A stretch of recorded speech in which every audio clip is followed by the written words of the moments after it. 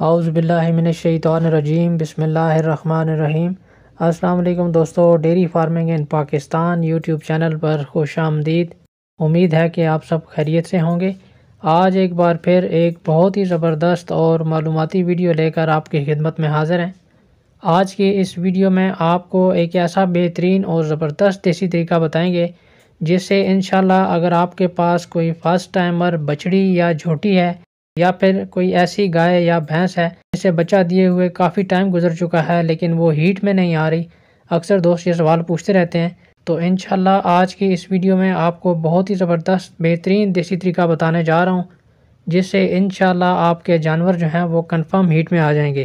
Video شروع کرنے سے پہلے آپ سے گزارش ہے کہ اگر آپ ہمارے چینل پر نئے ہیں یا پھر آپ نے ابھی تک ہمارے چینل کو سبسکرائب نہیں کیا تو چینل کو سبسکرائب کر لیں اور بیل کے بٹن کو لازمی پریس کریں تاکہ ہماری آنے والی ہر نئی ویڈیو آپ تک پہنچ سکے۔ تو آئیے چلتے ہیں آج کی اس ویڈیو کی طرف۔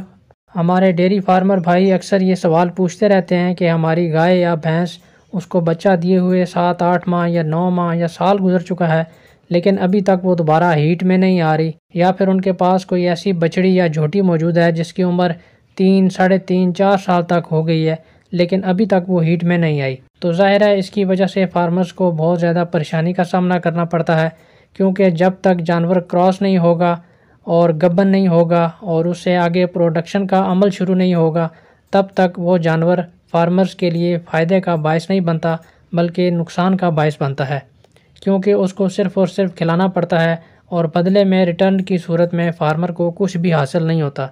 تو اس لیے آپ کے پاس جو بھی گائے یا بھینس یا جھوٹی یا بچڑی موجود ہے اس کا وقت پر ہیٹ میں آنا بہت زیادہ ضروری اور اہم ہوتا ہے۔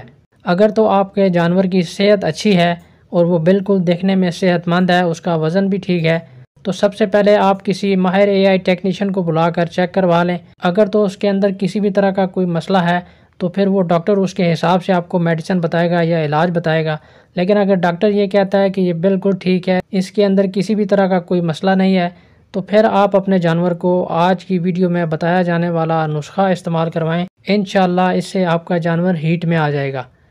تو اس نسخے میں جو چیزیں استعمال ہوں گی وہ آپ پہلے نوٹ کر لیں۔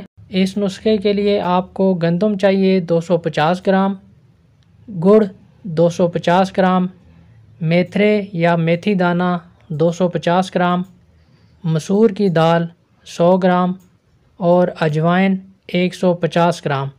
ٹوٹل 5 چیزیں آپ کو یہ نسخہ تیار کرنے کے لیے چاہیے۔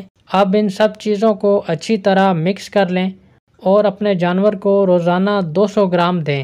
اس کے علاوہ اس کی خوراک میں 100 گرام منرل مکسچر بھی لازمی ایڈ کریں، اور اس کے ساتھ ساتھ جانور کی خوراک کا خاص خیال رکھیں۔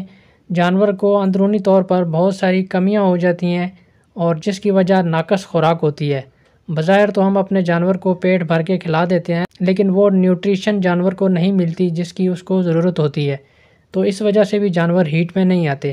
تو انشاءاللہ یہ نسخہ آپ اپنے جانور کو استعمال کروائیں، اور 100 گرام منرل مکسچر تو ویسے بھی جانوروں کو لازمی دینا چاہیے۔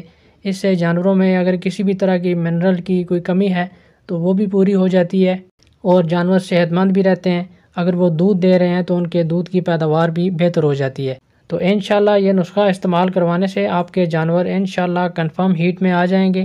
اور اس کے ساتھ ساتھ جیسا کہ آپ کو بتایا ہے کہ اپنے جانوروں کی خوراک کا خاص طور پر خیال رکھیں۔ تو دوستو یہ تھی ہماری آج کی ویڈیو، امید ہے آپ کو پسند آئی ہوگی۔ ویڈیو اچھی لگے تو ویڈیو کو لائک ضرور کر دیا کریں۔